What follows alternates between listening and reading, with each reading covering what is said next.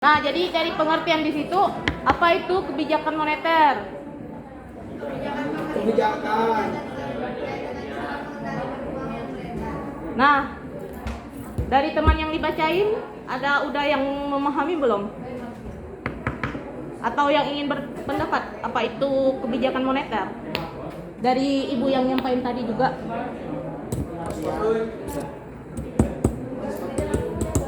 Nah, jadi yang tadi kan ibu bilang. Nah, tadi kan ibu bilang, nah jadi pemerintah itu tidak kayak ya, jadi pemerintah itu atau negara itu tidak gimana ya? Tidak mengeluarkan uang itu dengan cuma-cuma. Nah, jadi ada kebijakannya. Jadi kebijakannya itu yaitu disebut kebijakan moneter. Sampai di sini ada yang mau ditanyakan? Ya. Ngerti? Kita ngerti. Jadi apa kebijakan moneter? Apa? Tadi udah ngerti. Kebijakan moneter adalah kebijakan pemerintah untuk menjaga nilai rupiah dengan cara mengendalikan uang yang berada. Nah, ya. Nah, jadi di kebijakan moneter sendiri ada tujuannya. Jadi kenapa sih harus diberlakukan kebijakan moneter sendiri? Nah, yang pertama yaitu apa?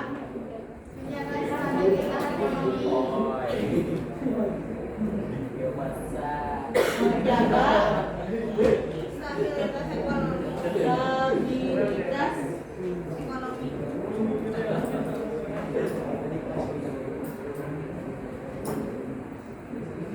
Nah, jadi maksudnya di sini menjaga stabilitas ekonomi sendiri yaitu dengan mengatur uang yang beredar di BI akan mempengaruhi suku bunga di bank. Nah, jadi yang mengatur uang itu siapa? Bank sentral. Tahu bank sentral itu apa? Nah, iya, pintar banget. Siapa yang bilang? Do.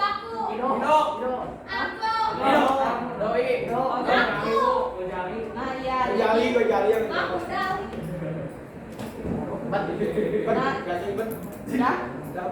Nah, jadi kenapa sih diberlakukan kebijakan moneter?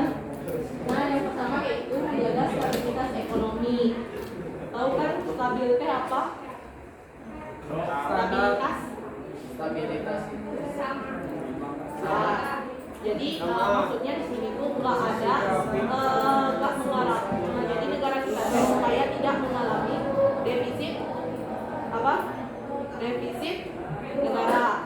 Jadi misalnya kayak gini, kan di negara kita tuh ada namanya pendapatan nasional. Udah belajar belum pendapatan nasional? Udah kan?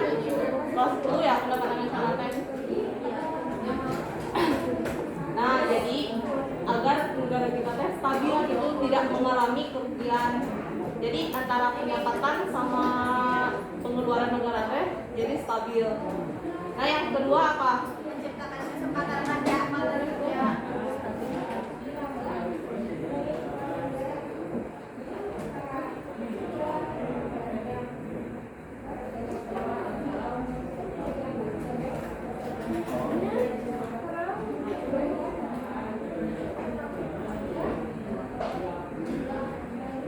Nah, yang kedua yaitu menciptakan kesempatan kerja. Nah, jika suatu negara itu mengalami apa? Kemajuan. Nah, ya, ibu mau nanya, kalau negara Indonesia teh negara maju apa negara berkembang? Maju.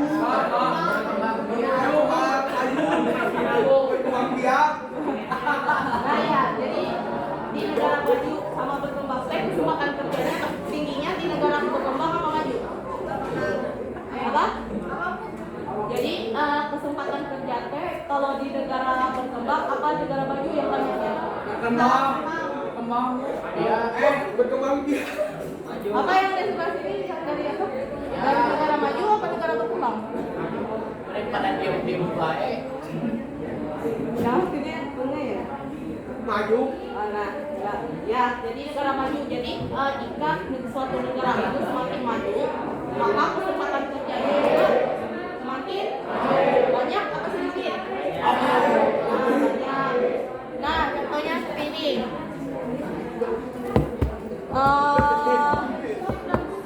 Contohnya gini. Jadi misalnya kita di Indonesia. Nah, misalnya kita di Indonesia itu yang banyak peluang pekerjaannya di mana? Di mana? Yang banyak gitu. Yang paling banyak di mana? Ya, benar, Jakarta. Kenapa bisa jadi Jakarta? Karena ibu kota. Ya, karena kan Jakarta sendiri itu ibu kotanya kita ya. Ya, ibu kota. Jadi semuanya itu beradanya di Jakarta, seperti kayak perusahaan ini, perusahaan A, perusahaan B kan adanya di Jakarta, kecuali tambang ya, bukan di Jakarta. Ada yang tahu nggak Pak, perusahaan tambang itu perusahaan apa? Contohnya perusahaan tambang. Nah, ya apa? Yang di Papua apa? Freeport. Freeport ya? Ya benar dong. Ya benar. Apa? Apa? Iya. Mas, Bu. Ya, benar. Mas, Mbak. Nilainya apa? Kestabilan harga.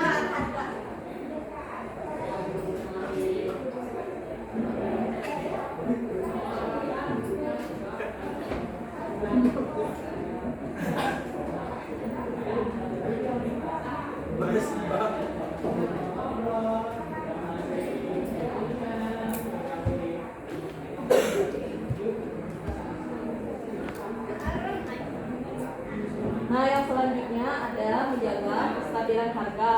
Nah, kestabilan harga sendiri yaitu diakibatkan oleh inflasi. Nah, jika pemerintah itu tidak menjaga kestabilan harga, maka akan berdampak pada masyarakat. Nah, pada masyarakat. Nah, suku bunganya itu akan semakin tinggi atau turun? Tinggi. Ya, tinggi. Nah, sampai sini ada yang mau dikatakan? Enggak. Nah, jadi ibu yang nanya dong, kalau nggak ada yang nanya. Nah, jadi apa itu tadi kestabilan harga? Abu. Kestabilan harga.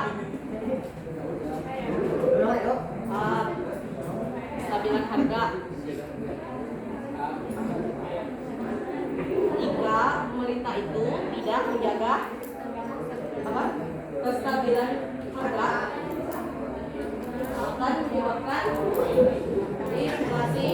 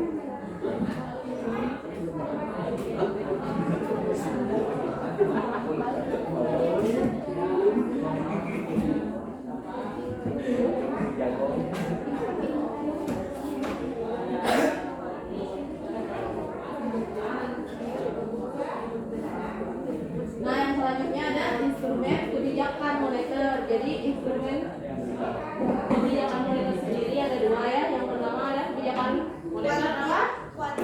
Kuantitatif sama kualitatif. Nah, coba tolong dibacain apa? Kebijakan moneter kuantitatif sama kualitatif. Kebijakan moneter kuantitatif adalah langkah-langkah yang diambil bank sentral yang bertujuan untuk mempengaruhi jumlah penanaman uang dan pada perekonomian. Nah, jadi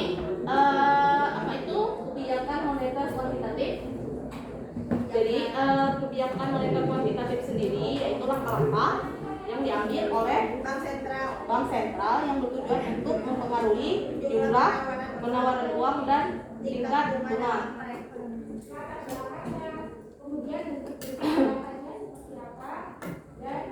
Dari pengertian di sini ada yang mau ditanyakan? Enggak. Ngerti? Dari yang dibaca? Kenapa enggak? Itu. Tuh. Nah, jadi kualitatif sendiri langkah-langkah. Jadi langkah-langkah yang diambil oleh bank sentral sendiri. Bank sentral itu selaku yang mengeluarkan sama yang menyebarkan uang ke masyarakat untuk mempengaruhi penawaran dan tingkat bunga. Ada kan kemarin udah belajar penawaran uang ya? Apa itu penawaran uang? Coba dibalik dulu bukunya.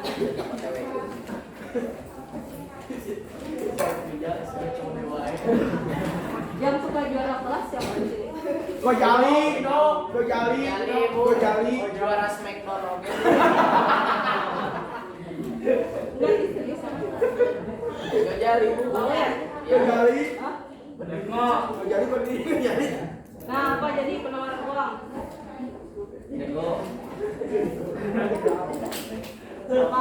Bisa kok pakai bahasa sendiri. Apa penawaran uang?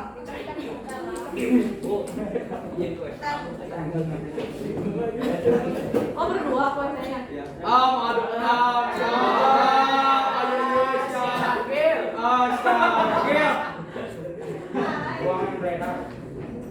Apa penawaran uang?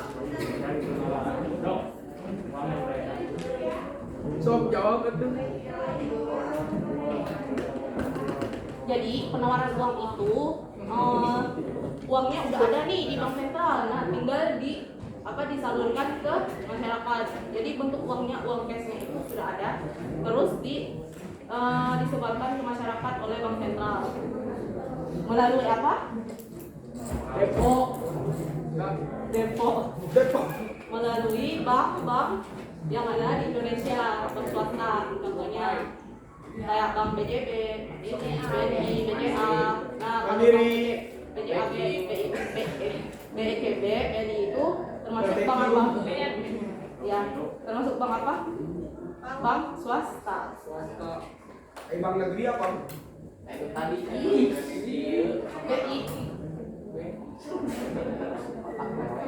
Sampai mana tadi?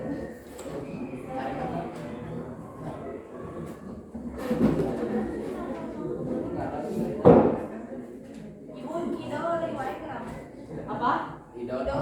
Ambil deui. Ibu. Oh, yang paling Yang kayak koala. Dicabul. yang bongsor. Oh, yang bongsor. Cabul.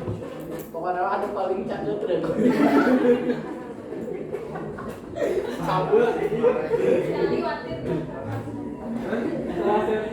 Salah versi ya. Jadi itu kita. Dilakukan pada sini. Jadi instrumen kebijakan moneter kuantitatif sendiri ada 3. Nah, yang pertama apa? Operasi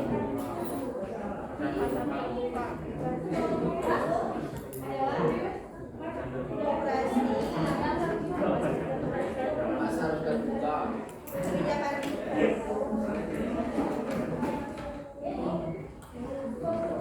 Kebijakannya konto. kebijakan diskonto sama Kebijakan pasangan.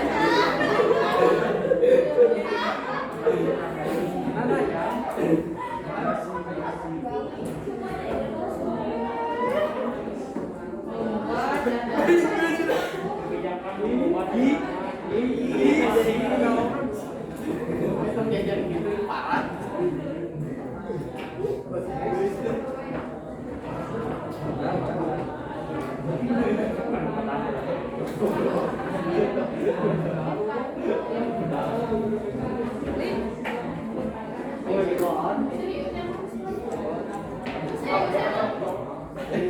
SBG,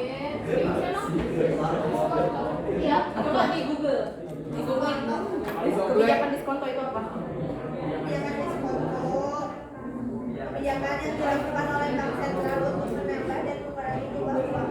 Nah, ada kan namanya kebijakan apa? Ya kan kalau semakin banyak uang beredar akan berdampak pada inflasi.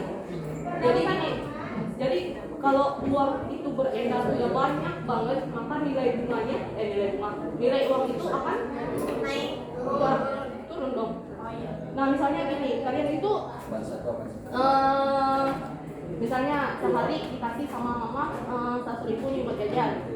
Nah kalau kalian dikasih 10.000, mana?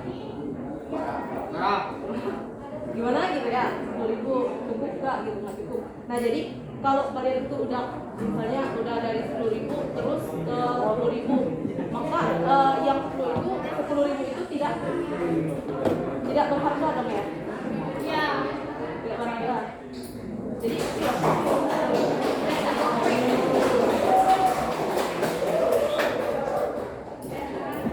mana coba lihat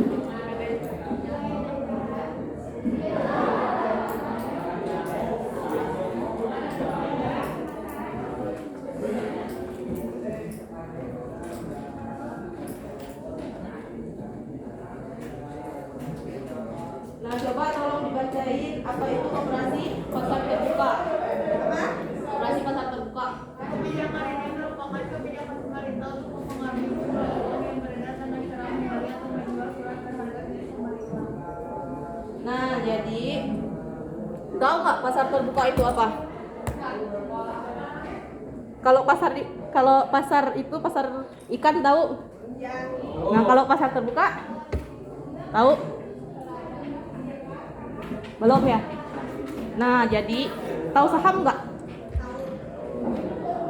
Jadi jual beli saham itu tuh adanya di pasar terbuka. Jadi, nah kalau binomo itu? Enggak, itu mah platform kalau binomo itu. Nah, jadi yang resminya itu kalau pasar terbuka itu namanya IDX. Ada yang tahu nggak kantor IDX? IDX. Jadi yang resminya itu kalau kita mau jual beli saham itu adanya yang di IDX. Di mana? Bukan, kalau di aplikasi mah itu milik swasta. Trading itu. Nah, jadi itu teh milik swasta. Tapi itu haramnya. Enggak. Haram banget. Jadi menurut kalian investasi itu haram gitu? Enggak. Haram ya? Enggak sih, ada yang kan kata ulama teh ada yang bilang haram ya, ada yang bilang halal juga. Slot aja ram.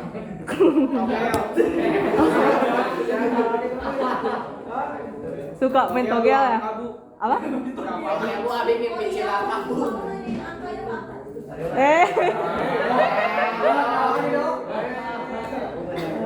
Hati-hati loh, ntar di itu kalau itu apa? Kalau main itu togel.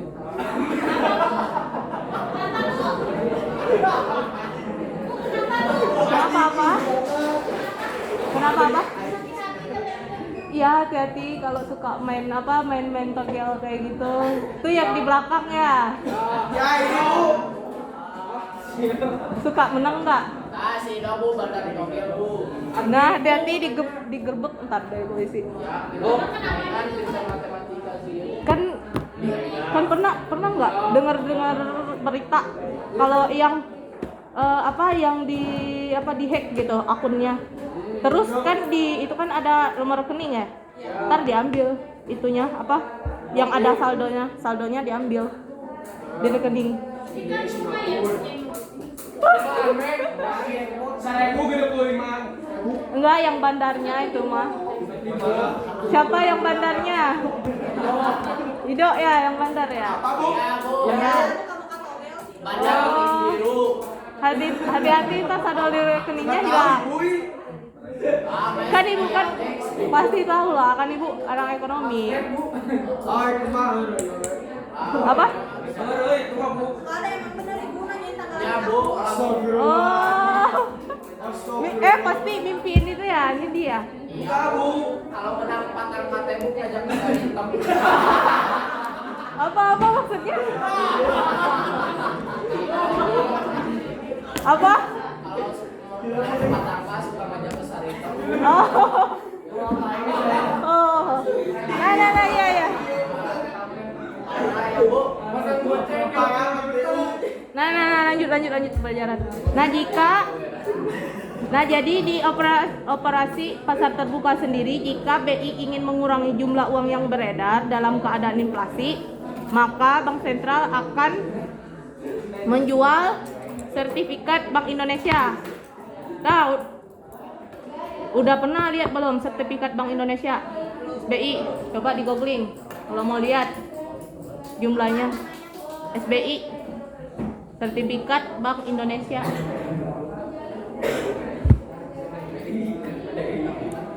Nah, jadi negara kita teh ada ya namanya sertifikat Bank Indonesia. Nah, itu jumlahnya tuh bukan sedikit ya. Tapi coba dilihat sertifikat Bank Indonesia kalau mau dilihat. Nah, jadi itu teh ntar dijual di pasar terbuka, terus dengan penjualannya SBI itu uang akan masuk ke kas Bank Sentral sehingga uang yang beredar itu akan berkurang. Udah dilihat SBI-nya.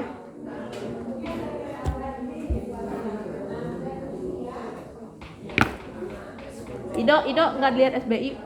Ini Bu di HP Ghazali. Wah, anak-anak dari kabarnya.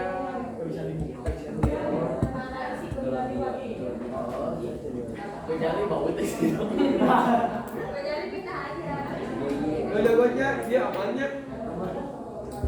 Serius sih, Mas.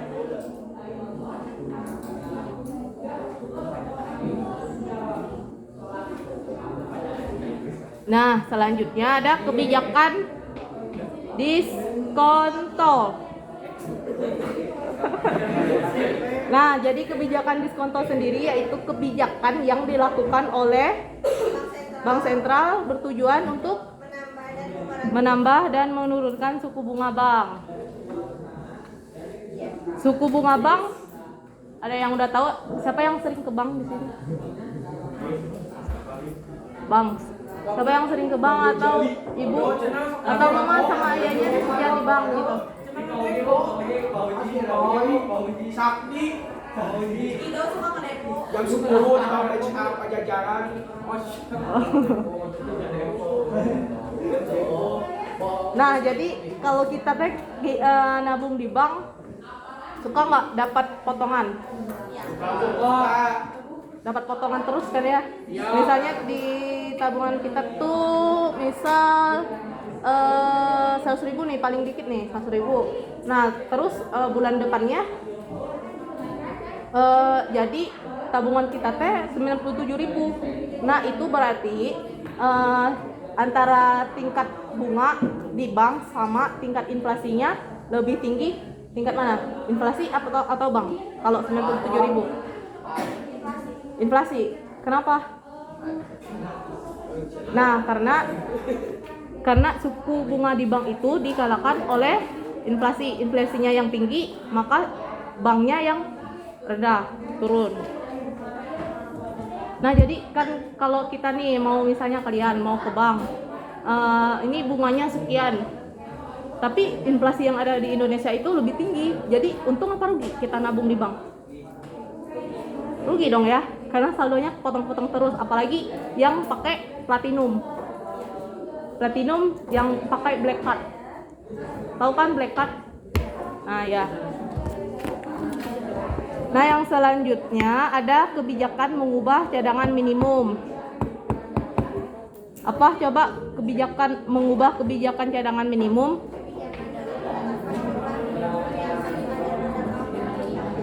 Nah, jadi kebijakan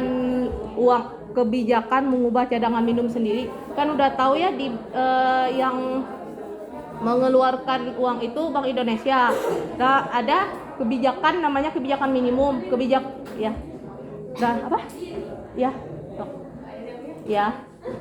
Jadi kebijakan minimum itu jadi berapa sih yang harus misalkan dibagi nih ke bank bank apa? Bank BNI. Jadi ada gitu. Ntar bagi 1 triliun nih ke bank BNI, cetak. 1 triliun lagi nih dibagi ke BNI, cetak. Jadi ada minimumnya gitu. Ada kebijakannya harus berapanya. Sampai di sini ada yang mau ditanyakan? Lanjut, ngerti? Ngerti. Nah, selanjutnya ada kebijakan moneter kualitatif, yaitu bertujuan mengawasi bentuk-bentuk pinjaman dan investasi yang dilakukan oleh bank perdagangan. Jadi kayak pinjaman, investasi sendiri itu ada yang mengawasi. Nah, makanya siapa tuh yang suka apa? Togel-togelan. Nah, itu tuh diawasin juga itu oleh pemerintah. Jadi hati-hati tuh, ntar digebek. Tapi di bawah umur, tapi yang di bawah umur 17 tahun sih enggak ada saksi enggak ada saksi hukum ya. Jadi yang 17 tahun ke bawah itu udah pada 17 atau udah pada punya KTP belum? Hah? Idaman kepala aku. Jadi kalian tuh kalau masih belum punya KTP, jadi nggak ada hak hukum. Jadi nggak bakalan masuk penjara, paling dikasih teguran sama polisi. Jadi Ido misalnya ketahuan nih, jadi bandar togel. Ntar Ido emang sih Ido nggak bakalan masuk penjara, tapi malu lah kan ya orang tuanya. Nggak ada lah ganjaran hukumannya, paling cuman dikasih denda. Denda misalnya berapa nih Dindo, dendanya tinggi loh. Kalau yang tegel-tegel gitu puluhan juta dendanya. Sorry.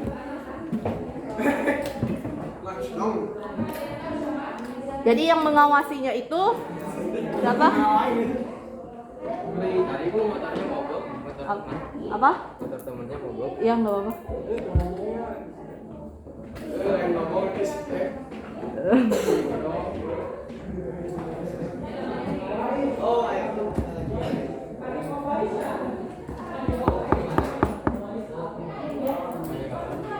Nah, jadi di kebijakan moneter sendiri ada kebijakan kredit subjektif, yaitu tujuan utamanya diambil kebijakan kredit subjektif untuk memastikan agar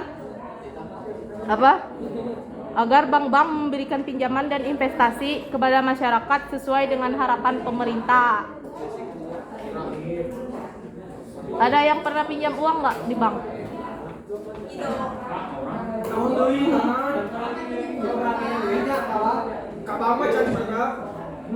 Nah,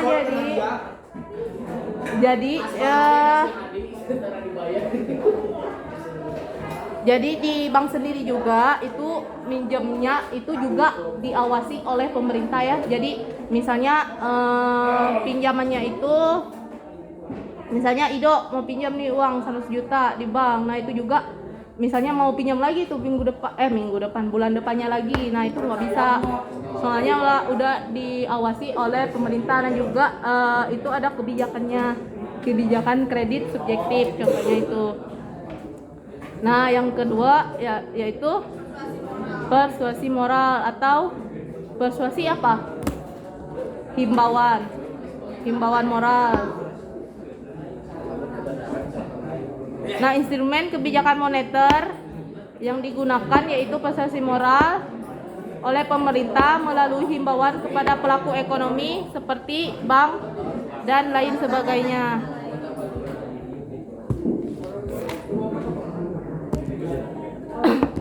Nah, selanjutnya itu kebijakan fiskal. Coba apa itu kebijakan fiskal?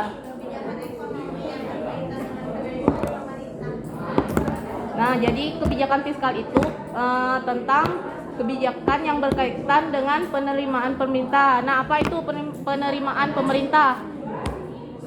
Penerimaan pemerintah yang tahu? Apa? Nah, iya, pajak. Kalian kalau ngopi nih, suka ada pajak nggak? Nah, jadi pajak itu untuk apa? Untuk apa? untuk bayar presiden, untuk bayar DPR, untuk bansos, dikorupsi, ya benar. Nah, jadi banyak ya yang aparat kayak DPR itu yang korupsinya uang pajak. Sebenarnya sih uang BLT misalnya, itu ada tuh yang DPR yang baru masuk penjara tuh yang korupsi BLT bantuan kan. Nah itu tuh sebenarnya uangnya tuh dari pajak. Jadi pajak sendiri digunakan oleh pemerintah untuk membiayai pengeluaran yang disebabkan oleh kegiatan pemerintah.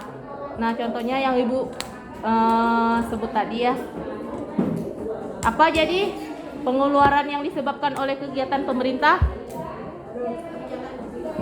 Apa tadi yang Ibu bilang? Pengeluaran yang disebabkan oleh kegiatan pemerintah, contohnya pengeluaran apa Ido?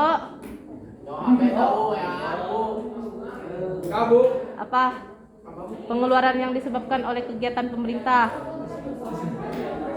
Apa? oh bayar presiden, bayar menteri, Nah, ya jadi untuk gaji ya, gaji. gaji PNS. Nah itu namanya apa? Ya udah nggak apa-apa. Berbagi ya Bu ilmu ya. Hah? Berbagi ilmu. Ya bagi ilmu ya.